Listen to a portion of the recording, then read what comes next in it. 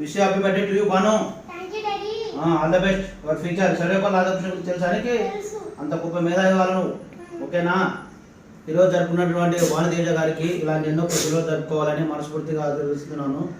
అలాగే మన భారతదేశానికి మొట్టమొదటి ఉపరాష్ట్రపతి అయినటువంటి సర్వేపల్లి రాధాకృష్ణ జీవిత విశేషాలు మన భారతదేశానికి ఎంతో గొప్ప గౌరవకారణం అనేది చెప్పుకోవచ్చు.